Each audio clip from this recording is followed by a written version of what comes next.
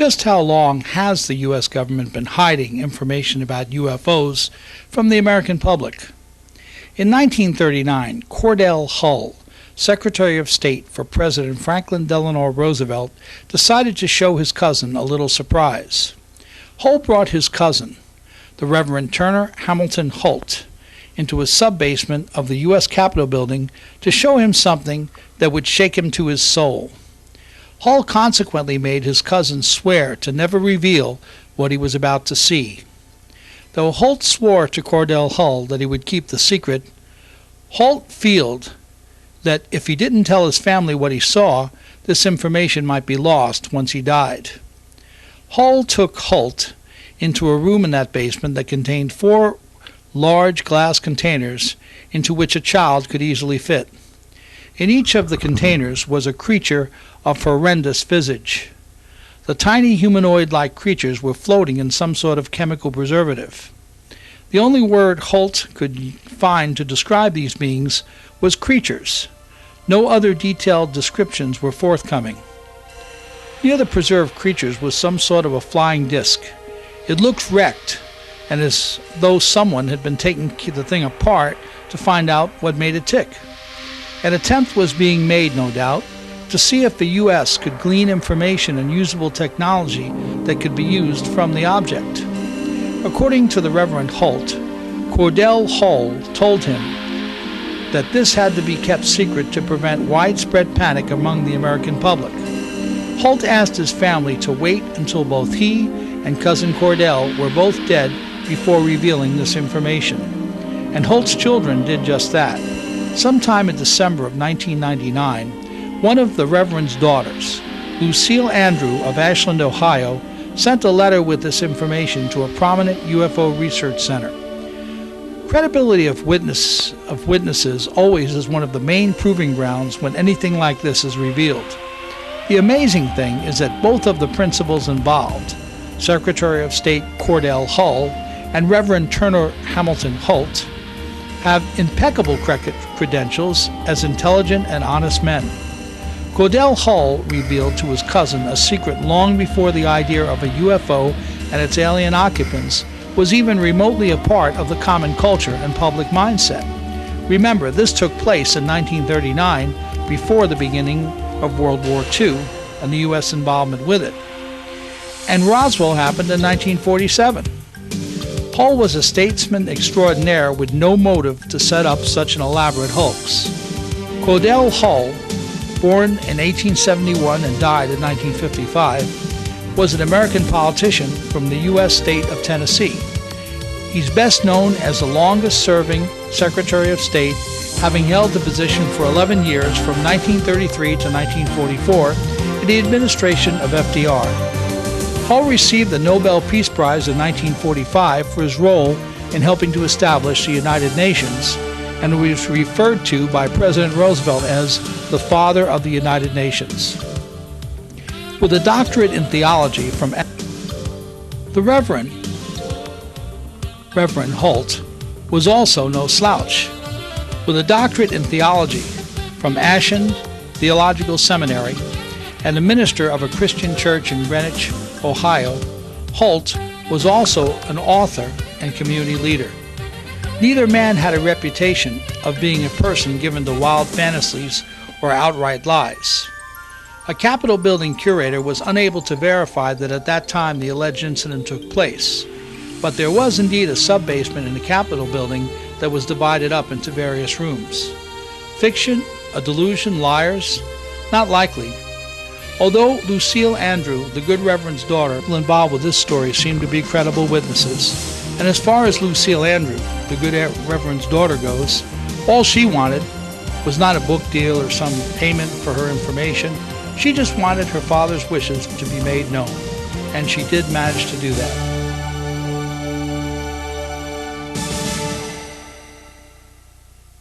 When it comes to UFO crashes, there are many lesser-known stories available that most people have never heard, or are rarely told. One of those comes from an August 1st, 1947 incident. Wreckage from the first crash of an Air Force aircraft on August 1st, 1947, Seems like something that only the military might be interested in, but maybe not. Much of the original wreckage was left to rust in the forest, and no recent attempts have been made to relocate or recover it by any branch of the military. Instead, civilians have been looking for pieces of the crashed B-25 for years. That's because the crash site near Kelso, Washington, may also contain material that's simply out of this world. After 10 years of searching, Jim Greer located pieces from the B-25 in a ravine near Gobble Creek east of Kelso. He has also turned up some of the material and turned it over to the Museum of Mysteries in Seattle, Washington. Their interest is in the paranormal aspects of the crash. That's because the aircraft was carrying 2 officers that participated in the investigation of a Washington State UFO incident, a crash, and material from that investigation. 1947 is certainly a memorable year for UFO enthusiasts. The saucer sightings by Kenneth Arnold in the state of Washington and the UFO crash or crashes in New Mexico tend to dominate our attention. It's easy to forget that over 850 sightings of a credible nature were reported by U.S. newspapers in those days. These include amazing events alleged to have occurred near Maury Island in Washington State.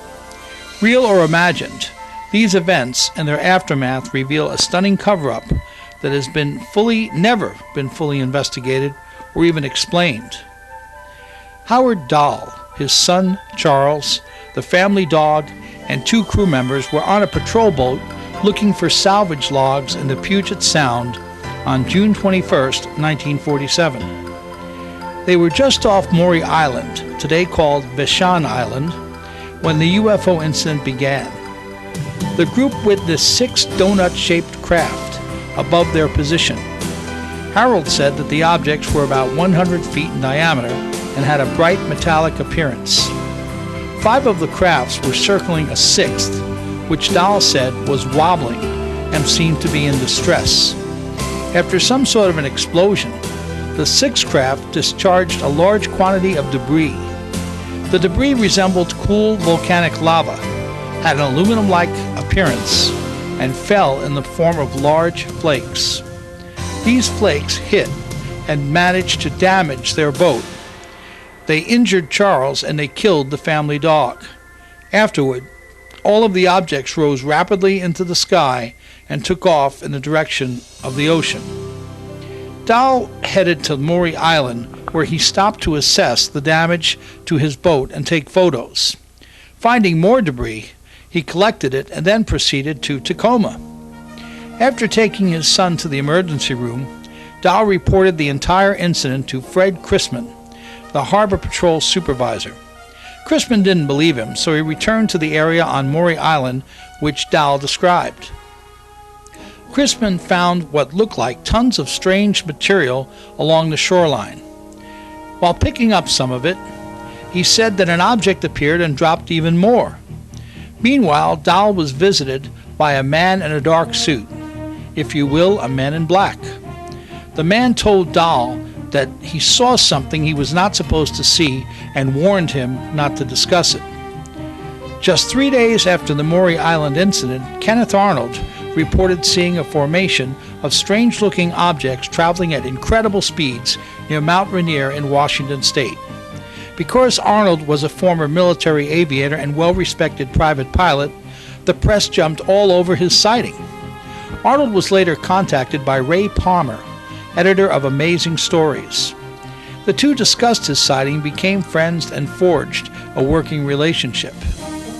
United Airlines captain E.J. Smith was a friend of Kenneth Arnold, but initially skeptical of his sighting until he had one of his own. During a flight from Boise, Idaho to Tacoma, Washington, on July 4, 1947, Smith noticed a formation of saucer-shaped objects near his aircraft. They first appeared just after 9 p.m., then vanished and reappeared several times for over 45 minutes. Captain Smith, co-pilot Ralph Stevens, and stewardess Marty Moreau all saw them. The importance of the Arnold and Smith sightings cannot be stressed enough. These witnesses were experienced pilots, not starry-eyed civilians looking at something in the sky that a trained observer might immediately recognize as commonplace. That would make any opinions they had about the Maury Island UFO incident all the more important. Their involvement began with a letter to Ray Palmer from Fred Chrisman. Palmer quickly contacted Arnold and asked him to investigate the Maury Island story. Arnold agreed, but asked Smith to help. He also contacted the military and requested that they send investigators to be present during the initial interviews. Arnold and Smith arrived in Tacoma and met with Harold Dahl at the Winthrop Hotel on July 31, 1947. Also present were Captain Davidson and First Lieutenant Frank Brown. Chrisman showed up with cereal boxes filled with material from the island, which he presented to the military officers. In a hurry to return to Hamilton Field for Air Force Inauguration Day, Davidson and Brown left the hotel just after midnight. Air Force Inauguration Day was the day that the Air Force officially became a separate branch of the U.S. military. After the session with Dahl was completed, Arnold returned to his hotel room. He almost immediately received a call from Ted Morello, a United Press reporter. Morello seemed to know everything that went on in the hotel room where the impromptu investigation took place and wanted to comment about it. Arnold was upset and suspected a hidden microphone had been used to obtain the information. Well, that wasn't the only surprise Arnold was to experience during the next 24 hours. According to witnesses, Captain Davidson and Lieutenant Brown boarded a B-25 with a box of materials from their investigation and took off from McCord Field with 2 other crew members. Shortly afterward, their left engine caught fire and the firefighting system failed. After ordering the other crew members to bail out, Davidson and Brown were trapped when the aircraft began to collapse around them. Both perished, unfortunately, in the crash. That was the very first crash of an Air Force plane because it happened on the day that the Air Force officially separated from the Army. It's ironic that the crash may have been directly linked to the UFO phenomenon. An article in the Tacoma Times claimed that the B-25 was shot down by a 20mm cannon or sabotaged to keep the material salvaged from the Maury Island event from being examined at Fort Hamilton. After the B-25 crash and the Men in Black incident involving Dahl, the 2 witnesses became concerned for the safety of their families. When Arnold and Smith came to view the boat that Dahl said was damaged by the falling debris, Captain Smith expressed some doubts. He felt that repairs on the vessel were inconsistent with the kind of damage that was originally reported.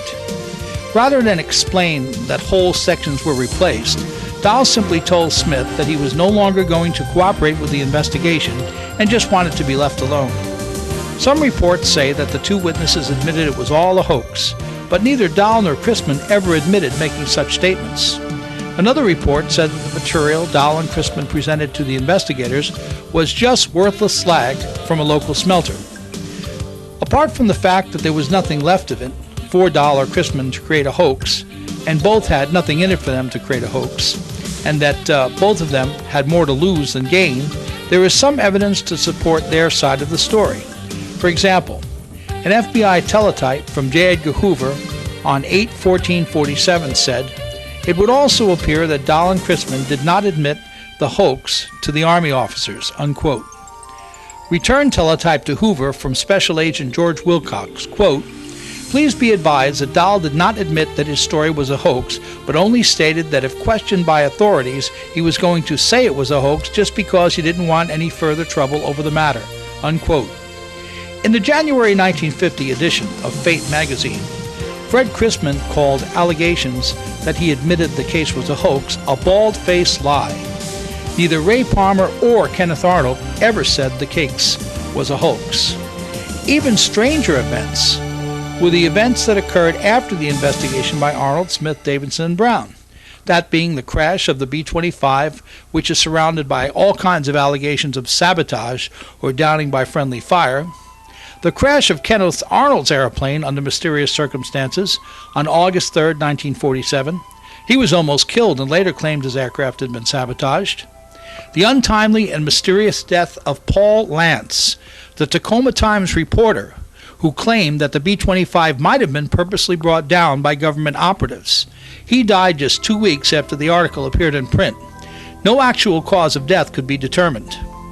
Also, the sudden death of Ted Morello, the UPI reporter who called Arnold just after the Dahl meeting claiming full knowledge of the proceedings. And finally, the closing of the Tacoma Times, which went out of business shortly after the article about the B-25 was published. Unlike most hoaxes, the Maury Island UFO incident is not unique among sighting or physical evidence cases. The scene originally described by Dahl has been repeated many times. Several objects are seen together, one crashes or is in distress and others assist. Strange material is ejected, dropped, or simply deposited. The material could be metallic, fibrous, or even biological. There are many reasons for anyone interested in UFOs to take a second look at this case, including the military response to the crash. Robert Davenport of Kelso, Washington, was one of the first people to view the B-25 crash site. He said that small fires were still burning due to the unused fuel when he and a few others found the wreckage. When the military arrived, they expelled everyone, sealed 150 acres around the crash site, and took over the area for about a week. They used part of Davenport's land as a base camp. Despite combing through debris and moving some larger pieces to an open field for further investigation, the bulk of the crash material was left behind. This seems strange for an investigation involving the very first crash of an Air Force plane, unless, of course, they were looking for just some material and could have cared less about the actual crash of the plane or the material that involved the crash. But it appeared that they were more interested in looking for something in the aircraft than to trying to determine the cause of the crash. It's doubtful that the validity of the Maury Island UFO incident will ever be resolved to anyone's satisfaction. It's also unlikely that any of the material from that event will ever be recovered from the B-25 crash site. However, it's important to remember that Maury Island occurred before the Kenneth Arnold sighting, before Roswell, and is certainly surrounded by unusual circumstances and unresolved issues. Whether the actual sighting occurred or never happened, you have to be amazed by the response of the government within a government. Not all UFO crashes occur within the borders of the United States. It's been 34 years since an amazing and still unexplained event occurred in North Wales, the UK, which involved strange lights in the sky, odd tremors, men in black types sweeping the countryside for information, and something that crashed somewhere in the Berwyn Mountains. It's been called the Welsh Roswell because just like the event that allegedly occurred in New Mexico, USA in 1947, the North Wales case may have involved a crashed UFO, dead aliens, and a government cover-up. The story begins on January 23, 1974, when the villages of Leandrillo and Leandorfel near Corwin were shaken by a tremor measuring 3.5 on the Richter scale. Colored lights began to appear in the sky after the tremor.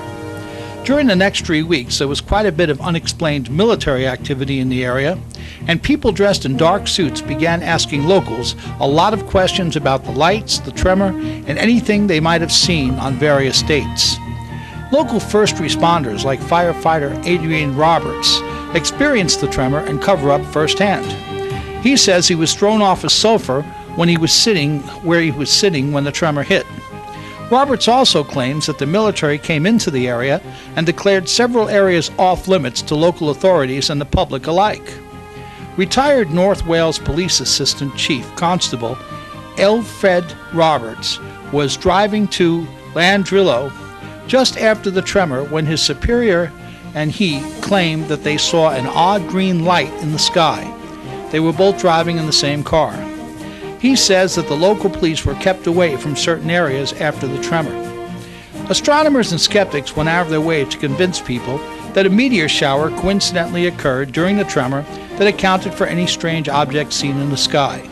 The lights were also explained away as earthquake lights, which sometimes appear after a major quake, although what people were reporting did not correspond to the classic descriptions of those. The men in black types were explained away as seismologists in the area to research the quake, but none of them made such claims. Although the recent release of Ministry of Defense UFO documents in the UK didn't shed any light on what really crashed in the Berwyn mountain range, a new witness has come forward that might be able to help fill in the blanks. Geraint Edwards of Llanderfel is a retired gamekeeper. He recently gave an interview to Channel 5 in the UK and said that he saw a classic flying saucer hover above the Berwyn Mountains for at least 10 minutes on February 15, 1974, before it shot up into the sky, quote, at an impossible speed. That was roughly 3 weeks after the bizarre activity began. The interview is part of a Channel 5 special about the North Wales events, which aired in June of 2008 in the UK. During the interview, Edwards told a reporter, quote, "It was definitely a flying saucer.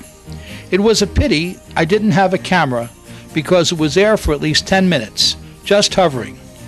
We were on the way down to play darts when something caught our eye in the southeast, so we stopped. It looked like a rubber ball, but the ends of it were more pointy. When it took off, it just went like lightning on the same line as it hovered. I wrote it down in my diary. It was 6:45 p.m. on the Friday night. If we were coming back from the pub, people would be saying they had one or two, but we were going to the pub," unquote. According to other witnesses, which include farmers, local first responders, unidentified whistleblowers, residents, and tourists, at least one object and its alien occupants were recovered by British forces and taken to the Wiltshire research base, Porton Down, a top-secret Ministry of Defense facility in the UK. Local witnesses agree that whatever happened back then, none of them had ever experienced or seen anything like it before. Recent sightings in Wales and the UK bring back memories of the 1974 event as strange lights and flying discs are again seen in these areas.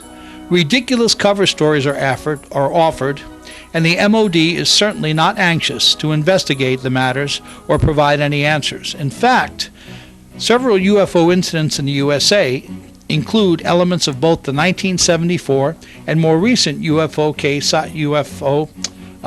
sightings and encounters.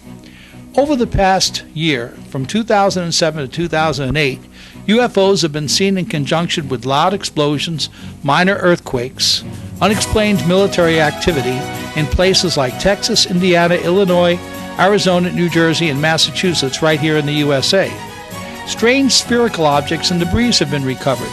Military jets have been observed chasing UFOs, and witnesses have been threatened by the authorities.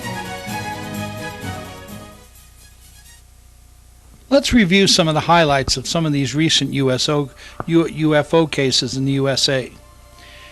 It first appeared on Google Maps in a satellite photo and looked like a white sphere that appeared to be vibrating as it passed over Magnolia Park, Florida in 2005. The pearl-like object hovered at over 20,000 feet. Fast forward to April 25, 2008. Just around the time when strange lights were being seen in the skies over Indiana, New Jersey, Massachusetts, and Arizona, they appeared over Decatur, Alabama. TV stations in nearby Huntsville, Alabama, reported that people were seeing lights in the sky over Decatur on April 25th around 11 p.m. A number of calls were received by emergency services, and one witness, 17-year-old Cody Terry, a student at Bob Jones High School in Madison, reported a frightening encounter. She described two bluish-white lights that suddenly appeared in front of her windshield while she was driving past the courthouse and onto Central Parkway in Decatur just around 11 p.m. Cody said the two bright lights looked like airplane lights. She thought that an aircraft was making an emergency landing and was headed straight for her vehicle.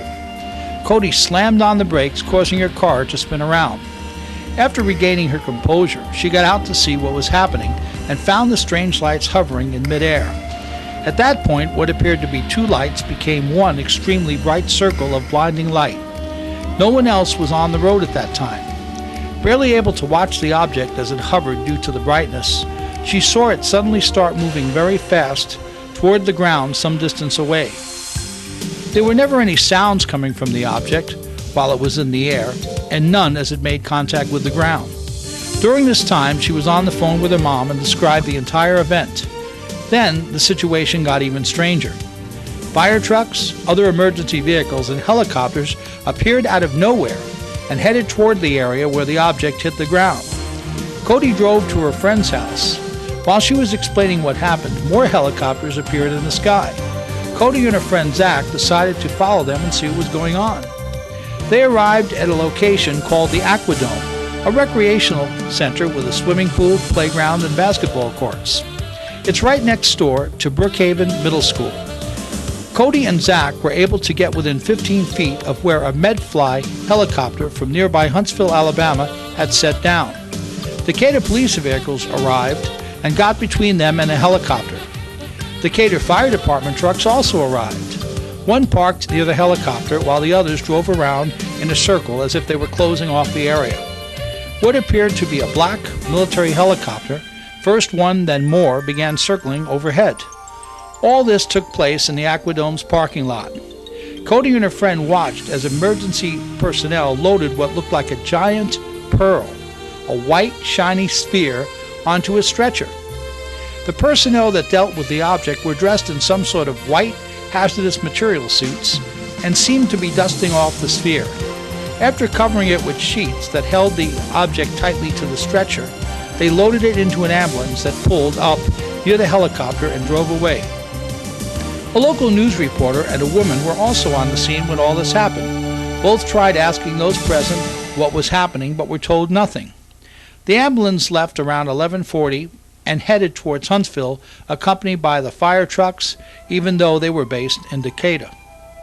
The Huntsville area is home to the Redstone Army Arsenal and a number of other military and government facilities, including the U.S. Army Space and Military Defense Command and NASA's Marshall Space Flight Center.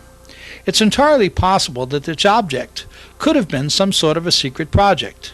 I asked someone in the know about that. James Knowles is a recently retired electronics engineer that worked on a number of government projects over the years through various government contractors. After describing the events that occurred in Decatur to him, Jim said, quote, "I have no personal knowledge of any type of vehicle or something that might be a part of a government project which comes close to what you described to me. I can't imagine any technology currently available to the government which might explain what was seen or recovered in Decatur." Unquote. Once again, strange lights fill the skies over America. Once again, the military responds quickly with aircraft. Once again, the public's involved but is told little or nothing about what happened. Once again, the news media seems fine with allowing the whole thing to be swept under the rug. Once again, the advantage of having a press free to report the news is no advantage at all when they cooperate with the government to censor the news they report. Now we'll talk a little bit about the strange explosions, lights, debris, and jets over northern Indiana.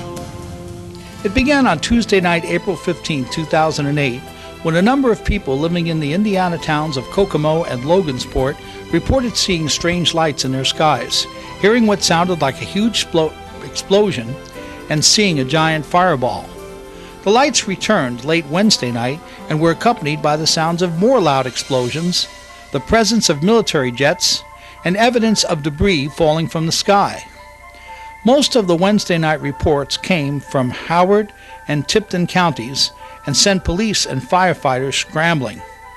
First responders headed out around 10:45 p.m. to what they thought might be a plane crash after receiving 146 calls in 15 minutes about strange events which seemed to be centered around the area of US 31 and 300 North. Although they found nothing there, calls continued to come in about the lights, the sounds, and an odd metallic smell that reportedly filled the downtown area of Kokomo.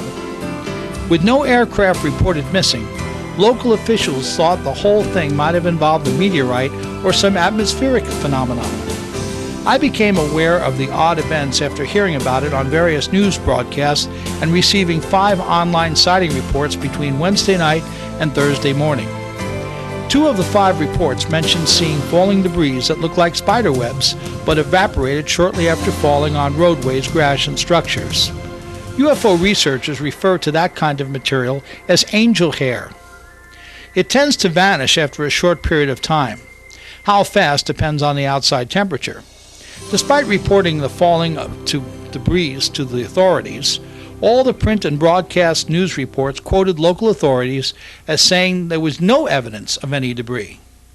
Most of the news reports also omitted and ignored the presence of strange lights from their reports of the events that occurred on Tuesday and Wednesday nights.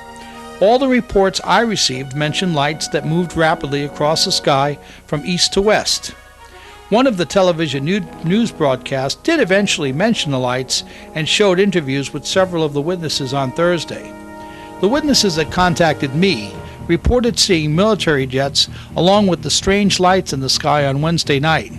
In fact, the military has come forward to take responsibility for everything that happened on those 2 nights.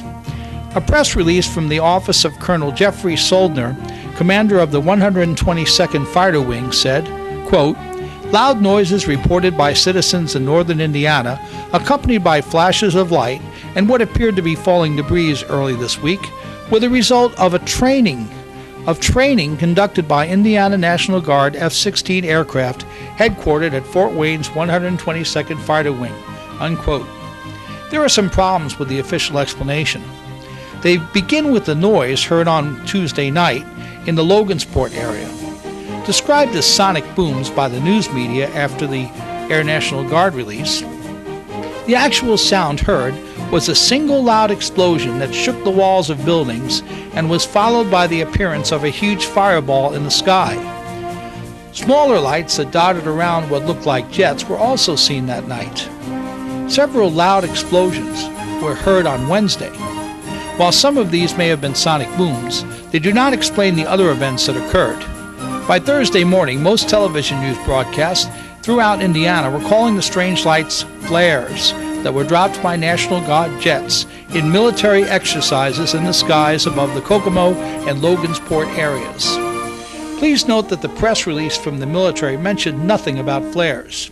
Even if flares were dropped, they would not have explained the lights that moved quickly across the sky or the other strange events that occurred. Knowing that late-night training exercises would cause this kind of panic, why would military officials fail to notify the local officials and news media about them well in advance as they had before? The metallic odor single loud explosion heard on Tuesday and the follow-up events that occurred on Wednesday go way beyond military exercises. The witnesses that filed reports with me all said they could not recall the last time anything like this happened, and none said they ever remembered military training exercises taking place that late at night and causing such a melee. The events in northern Indiana are not isolated. A fishing boat captain reported seeing a huge object split into smaller lights off the coast of Atlantic City, New Jersey at around 8 p.m. on Wednesday night. He also said that a large tremor occurred about 10 minutes after the object split into smaller lights. It's interesting to note that an earthquake occurred in the Midwest on Friday, April 18, 2008, and was felt throughout Indiana, parts of Illinois, Kentucky, and Michigan. UFOs often appear en masse just before or after such events. When the fishing boat captain made inquiries about what he saw happen in the sky off the Jersey coast, the FAA said he had witnessed, quote, military exercises, unquote. No statements from the military have verified that statement as of this particular recording. However, several records and reports of smaller, glowing objects were reported late Wednesday night over eastern Long Island, and at least one of the reports mentioned a jet chase. The events that occurred in Indiana on April 15th and 16th are very similar to those that took place in the skies over Stevensville, Texas, beginning in January of 2008. Sightings have continued in that area, and this isn't the first time that events in both places have matched up. At the same time, objects were being spotted over Stevensville, Texas. An object was photographed over Indiana in January that was identical to an object seen and later drawn by Leroy Gayton, a constable in Erath County, Texas, that was involved with the Stevensville sightings. Overall, the number and strangeness of UFO events are on the increase throughout the USA. Sadly, the news media still has never met a government press release about UFOs that they didn't like. Instead of investigating reports of UFOs as they would any other story, they tend to dismiss them out of hand as soon as anyone with government, military, or scientific credentials offers an easy and very earthly explanation. Less than a week after strange lights appeared in the skies over northern Indiana and off the Jersey coast, lights returned to the skies over Phoenix. The lights were seen on Monday night, April 21, 2008, and are similar to the infamous display of bright objects in the night sky seen on March 13, 1997, over Phoenix, Arizona. Originally dubbed the Phoenix Lights after they first appeared 10 years ago, the lights have made several appearances since that time. According to witnesses, which included a reporter for the Arizona Republic newspaper, the Monday night light display seen over Deer Valley and other locations featured red lights. The bright objects morphed into various sizes and shapes, eventually forming a triangle and square shape. At least 3 U.S. military jets chased the lights as they moved west to east in the sky. Officials from Deer Valley Airport said that none of their aircraft were involved or responsible for the lights. Comparable events took place over the skies of Stevensville and Dublin, Texas back in January and have become known as the Stevensville Lights. According to multiple witnesses, U.S. military jets chased at least one large object during that occurrence. The jets may have continued to show up in Erath County, Texas, along with military helicopters, to investigate the reappearance of lights and other types of UFOs during the day and night since that time. Military aircraft have also buzzed the home of one or more UFO witnesses living in that area. Lights similar to those seen over Phoenix also appeared on Tuesday and Wednesday, April 14 and 15, 2008, over the towns of Kokomo and Logansport in northern Indiana. Those lights were accompanied by loud sounds, an odd metallic odor in the air, the appearance of military aircraft and debris falling from the sky. Earlier in the evening on Wednesday night, April 15th, a fishing boat captain reported seeing a huge object split into smaller lights off the coast of Atlantic City, New Jersey. He said that he felt a brief tremor after that event. In the case of the original Phoenix Lights, the Stevensville Lights, the lights in northern Indiana, and those seen off the Jersey shore, the U.S. Armed Forces claimed that they were just military exercises mistakenly reported as UFO sightings. However, a spokesperson for Luke Air Force Base said that there were no aircraft in the sky in Arizona on that particular night, and that the lights seen over Phoenix on Monday night were not a part of any Air Force activities. While it's doubtful that any known military or civilian aircraft were responsible for the appearance of the latest lights over Phoenix, and Luke Air Force Base has admitted as much, witnesses say that military jets were present during the event and chased the lights across the night sky. This is in direct conflict with the Luke Air Force Base spokesperson's claim that none of the jets were in the sky on Monday night. However, it's a nice change to find the military not immediately trying to explain any and all UFO sightings away as training or other military aircraft events. When the military does try and explain the lights away as jets involved in training exercises, it's obvious that all the recent sightings of these objects cannot be dismissed merely as military aircraft sightings by untrained observers. This is especially true in busy air corridors like northern Indiana and the skies off the coast of New Jersey. These are areas where many commercial and private aircraft are constantly in the air, heading to various major airports in those regions. It would have been beyond irresponsible for the military to fail to announce such exercises well in advance. Beyond the safety factor, it would also be ridiculous for military authorities to fail to announce any plans for exercises occurring late at night, giving the possibility that such events might cause a certain level of public panic and end up being reported as UFOs. Despite these facts, they keep on sending up jets to chase these objects, claim that there are no objects other than the military aircraft in the sky, and always seem to fall back on the same old explanation, one which is becoming increasingly, obviously, and laughingly unrealistic.